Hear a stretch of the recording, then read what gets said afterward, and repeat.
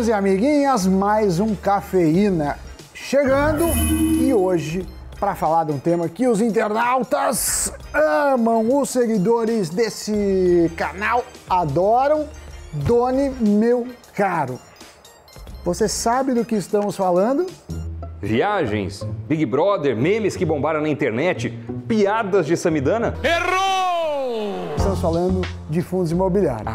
Bem, vez ou outra, né, a gente fala de um fundo específico, a gente já falou de vários tipos, os 5 mais, não sei o que lá, mas hoje a pergunta que não quer calar, Doni, é a seguinte: você sabe quanto é preciso ter investido para conseguir receber todo mês R$1.000 em dividendos nos fundos?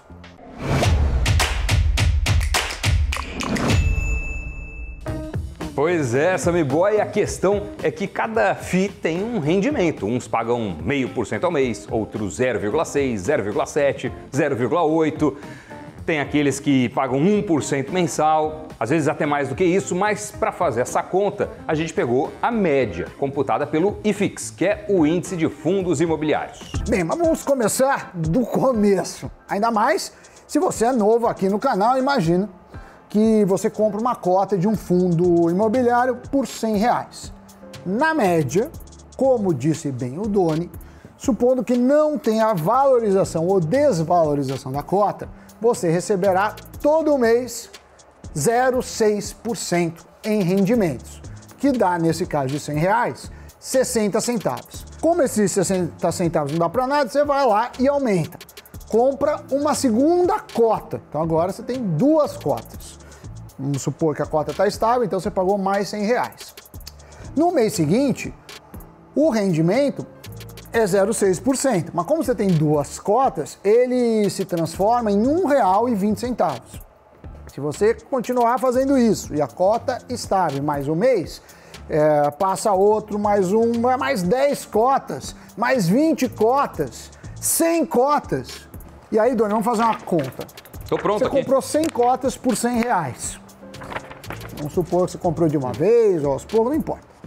100 cotas de R$100, você vai ter pago R$10.000.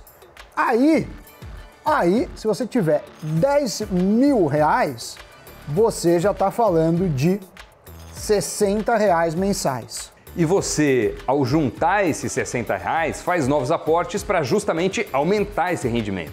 Logo, começa a comprar mais cotas, mas sem colocar o dinheiro do seu bolso, e sim dos rendimentos que você recebeu. Com 166 cotas, já dá para comprar uma nova cota de R$100 só com o rendimento obtido.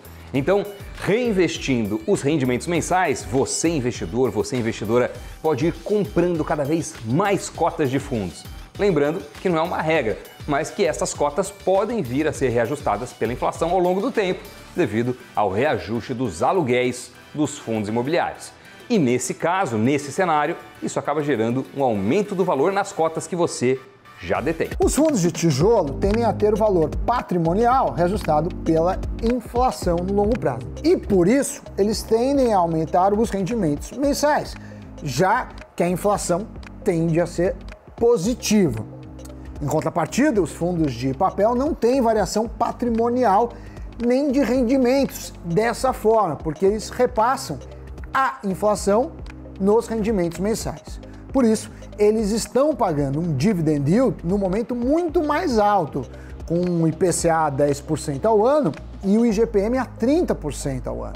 Mas um termo bem ilustrativo para a gente descrever o efeito desses reinvestimentos nos fundos imobiliários é bola de neve. É exatamente isso que o investidor de fundos imobiliários busca, né? Ver o seu patrimônio aumentar lá na frente, além dos rendimentos mensais caindo na conta, obviamente. Lembrando que o valor pago pelos reinvestimentos já é líquido, né? Não tem cobrança de imposto de renda para a pessoa física. Essa cobrança incide só quando você vende a sua cota e vende com lucro, ou seja, mais caro do que você pagou por ela.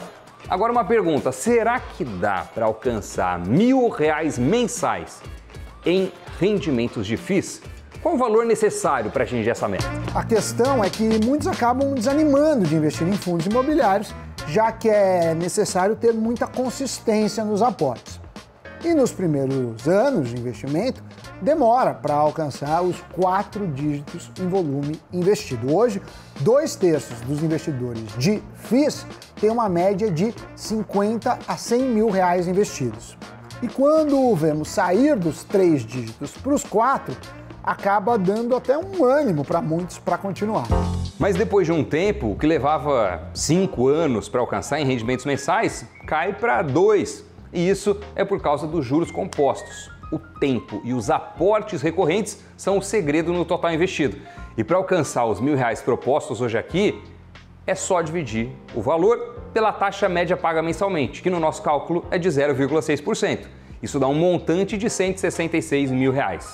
Se essa taxa for maior, o que é bem possível, porque tem fundos que pagam muito mais, o volume investido cai, por exemplo, para 142 mil e uns quebrados. Parece muito, né, Doni? Mas se você for relativizar, imagine quanto que você gasta para comprar um apartamento de 2 dormitórios aqui em São Paulo. Então, não é um valor assim impossível de chegar. E vamos além. É sustentar essa média de rendimento pago mensal. E aí que está o X da questão. É só diversificando que você vai tornar isso possível de uma maneira menos arriscada. Não adianta ter só fundo de papel. Vai que tem uma crise de crédito e a modalidade despenca. Então, mesmo em fundos imobiliários, tenha papel, tijolo, híbridos, FOFs, isso sem contar na diversificação, né, de outros investimentos, como ações, BDRs, fundos de outros tipos, por exemplo, multimercados, ETFs.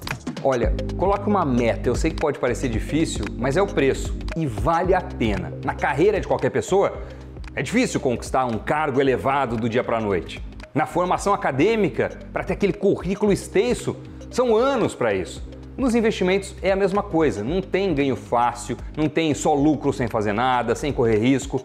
Quem investe em fundos imobiliários, investe pensando em aumentar a renda e aumentar o patrimônio ao longo do tempo, não com day trade. Então, tenha essa visão em mente e isso pode trazer bons resultados para você. Por exemplo, se você quiser usar os rendimentos mensais para comprar qualquer coisa e não reinvestir, tudo bem. Mas, infelizmente, essa é uma forma em que não se consegue alcançar aquele efeito bola de neve, juros sobre juros. E agora vamos rodopiar, Sammy Boy, no Giro de Notícias. França, Espanha, Dinamarca e Reino Unido anunciaram que devem passar a tratar a Covid-19 como uma endemia em seus respectivos territórios. Os anúncios abrem espaço para debates sobre o fim da pandemia e se a população mundial terá que aprender a conviver com o vírus. Porém, o diretor-geral da OMS reforçou que a falta de vacinação em alguns países ainda é um problema. Por enquanto, o Brasil não deve tratar a Covid como uma endemia.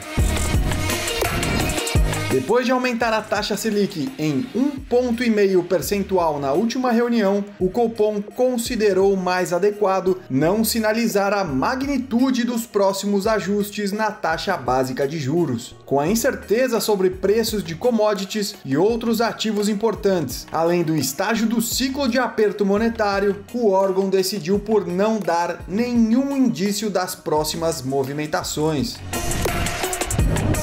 Os fundos de investimentos tiveram resgates líquidos de 13,2 bilhões de reais em janeiro, puxados pelos saques nos multimercados e nas carteiras de ações. A exemplo do que se viu ao longo do ano passado, em meio ao ciclo de alta de juros, os portfólios de renda fixa lideram a atração de dinheiro novo, com 22,4 bilhões de reais no período. Os dados são da Ambima. É isso aí, notícias giradas e um programa mais leve. Muita gente gosta. Olha lá, olha o Butthead. É o Beavis ou o Butthead? Não sei se é da sua época, coloque aí. Você gosta dos nossos bonequinhos hoje? Mestre Yoda, Lula Molusco, eu acho que é esse, o Beavis, o Butthead e o grande Stay Puft, também chamado de monstro de marshmallow. Sammy Boy, eu acho que a gente tem que fazer um exorcismo nesses bonequinhos aqui, não sei o que tá acontecendo não. Vamos fazer o seguinte, vamos terminar o Cafeína, vai entender o que tá rolando aqui com os seus filhos da mesa. Tchau, pessoal. Tchau, tchau. Valeu, Dani.